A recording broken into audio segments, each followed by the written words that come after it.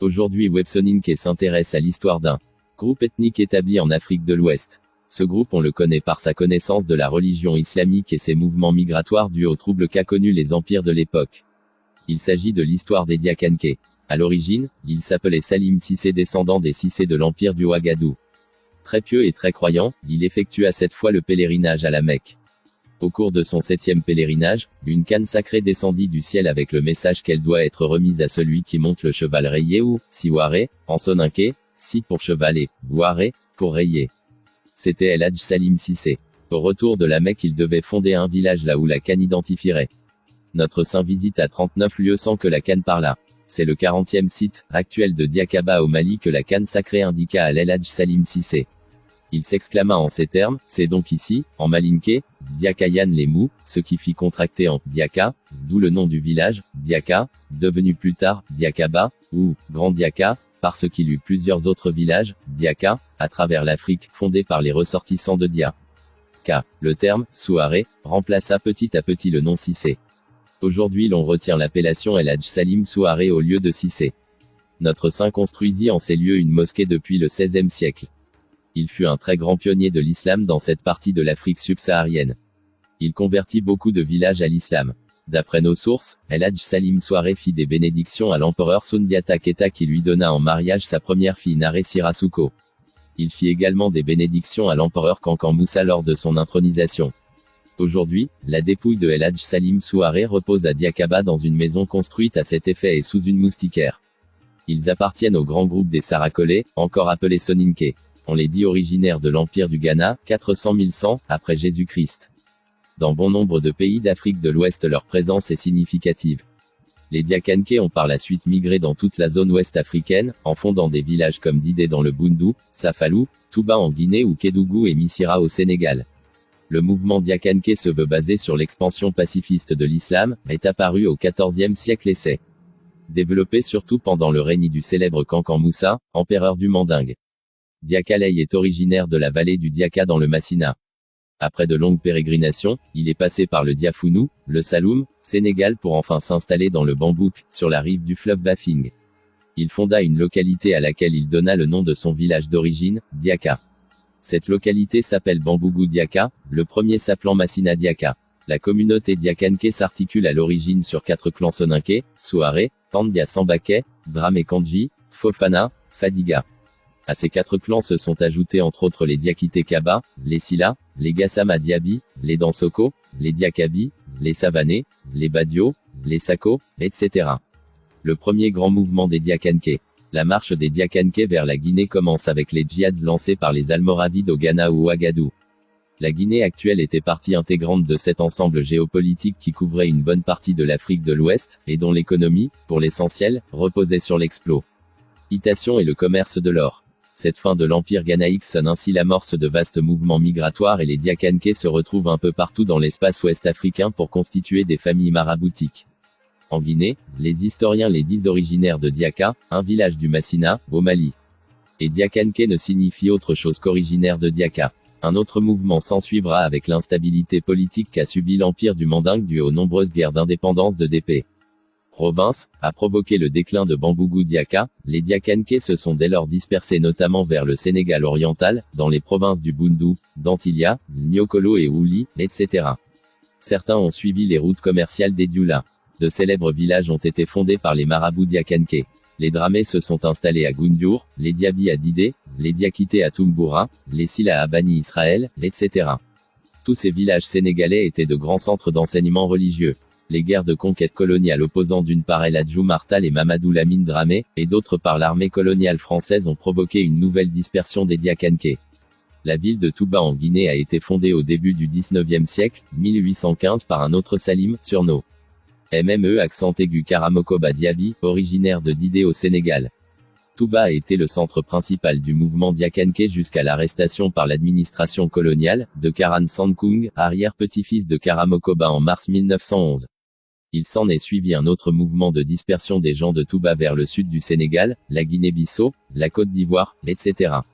Les Diakanké se sont toujours, conformément à la doctrine de Salim Souaré, opposés à toute forme de guerre, conquête ou djihad. Ils se sont toujours occupés de l'enseignement pacifique, Kérasira, de l'islam. Mais il était aussi capable de se défendre de façon très directe, raison pour laquelle ils sont craints et respectés de tous. Surtout au niveau de la famille Diaby étant la plus puissante, mais aussi la plus discrète. Les Diakanké sont appelés Toubaka en Guinée, Azer en Mauritanie, Ouangara en milieu Haoussa, Souarian, de Souaré, par les Anglais. Certaines personnes mettent en doute l'origine arabe des Diakanké, en interprétant ça comme une volonté de leur part de se dissocier des polythéistes et d'autres mécréants noirs africains. Malgré la sagesse de leur analyse, ils ne peuvent pas apporter de preuves solides historiques qui réfuteraient les origines arabes et, ou berbères de certains clans Diakanké Sarakolé et Peul. Pour beaucoup de chercheurs et d'anthropologues, les Diakanké n'ont rien à voir ou à avoir avec des origines arabes ou berbères, ils ne sont ni plus ni moins que des Africains, comme toutes les autres populations noires. Est du continent africain. L'installation des Diakanké en milieu mandingue leur a fait perdre leur langue d'origine le sarakolé, cependant certains Diakanké installés en milieu sarakolé parlent encore cette langue tels que les Diakanké du Sénégal oriental ou encore ceux toujours installés en territoire malien. Les Diakanké sont donc pour la plupart des Soninkés établis en milieu mandingue. Les Diakanké commencent toujours l'exégèse, tafsir, du Coran en langue soninké. Les Diakanké sont essentiellement connus pour leur érudition dans les sciences islamiques et leur très grande piété. Le célèbre explorateur Ibn Battuta en témoigne dans son livre. En effet, lors de son voyage dans l'empire du Ghana, il s'est arrêté au village de Diaka dans le Massina, village dont sont originaires les Diakanké.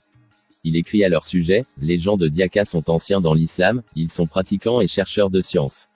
Les Diakanké sont très respectés par les différentes ethnies d'Afrique de l'Ouest qui les considèrent comme des descendants de Wali, saints, en effet un nombre incalculable d'apostrophes. Érudits Diakanké ont atteint le degré de proximité avec Allah le plus élevé, celui de la wilaya. Ils sont souvent maîtres soufis, versés dans les sciences du batin, secret. Ils adhèrent à l'école de jurisprudence de l'imam Malik ibn Anas, Maliki, et au dogme, Akida, Acharit. Ils interprètent les rêves et donnent des amulettes de protection, qui continuent à être très prisées. La méthode d'enseignement Diakanké est respectée partout dans le monde musulman et reconnue pour produire d'éminents érudits musulmans. Leur méthode consiste à éduquer les jeunes aux valeurs musulmanes, tout en encourageant les activités intellectuelles dans leur environnement naturel. Le programme standard du Majlis. Cela incorpore une introduction formelle dans les règles régissant la lecture et la mémorisation du Coran. Les 4 kalbas, Kalaman Ano, ou Bulundana Ano, les 4 foyers. Diakalei Souaré à Diakaba, Mali, Mohamed Badramé à Diakaba, Mali, Karou Mahmoud Fofana à Diakaba, Mali, tous les Fadiga à Diakaba, Mali. Ces 4 grands savants de leur époque sont les fondateurs des 4 clans, Bo. Ulon Nano, en effet leur mère à tous les 4 sont sœurs, de même père et de même mère, ils sont donc cousins maternels, Diakalei Souaré étant le plus âgé des 4. Ils furent tous les 4 de grands savants et wali, surtout El Hadj Salim Souaré qui a atteint le plus haut degré de la wilaya, et qui fonda, à l'aide de ses cousins, la cité universitaire de Bambougou Diaka sur les rives du fleuve Bafing. Au fil du temps, par leurs activités commerciales et par la religion, les Diakanké ont été au centre de métissage et de brassage divers. Au point que leur langue à l'origine soninké est fortement influencée, en fonction des milieux par le mandingue, le soussou, et même le peul. Mais par-delà les frontières qui les dispersent entre la Guinée, le Sénégal, le Mali, etc. La tradition Diakanké survit aux influences. La cuillère traditionnelle ou kalama continue de symboliser l'unité et la concorde. La religion reste aussi un ciment fédérateur pour le groupe en lui-même et par rapport à son environnement. La population Diakanké est répartie entre le Sénégal, la Guinée-Conakry, la Gambie, la Guinée-Bissau, le Mali, dans la zone de Kéniéba, et une minorité est établie en Occident. Les Diakanké sont une communauté d'origine soninké, installée en milieu malinké dont ils ont emprunté la langue. Ils sont souvent agriculteurs ou commerçants, et fréquemment prédicateurs musulmans ou marabouts. La variante mandingue que les Diakanké parlent est appelée Diakangakan ou par les Diakanké qui selon les milieux est proche du Kassonké, du Kabounké, du Malinké. Le vocabulaire soninké a tendance à disparaître pour être de plus en plus remplacé par les expressions malinké. On note aussi des emprunts à la langue Peul et Soussou. Au Sénégal, ils se sont surtout établis dans les régions de Tambacounda, de Kédougou, de Kolda, de Ziguinchor. La plus grande localité Diakanké du Sénégal est certainement Missira, Tambacounda. On pourra donc remarquer que beaucoup de Diakanké portent des noms de familles d'origine poulard tels que Sidibé, Diallo.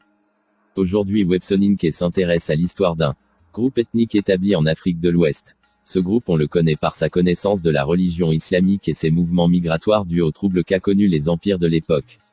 Il s'agit de l'histoire des Diakanké. À l'origine, il s'appelait Salim Cissé descendant des Cissé de l'empire du Ouagadou.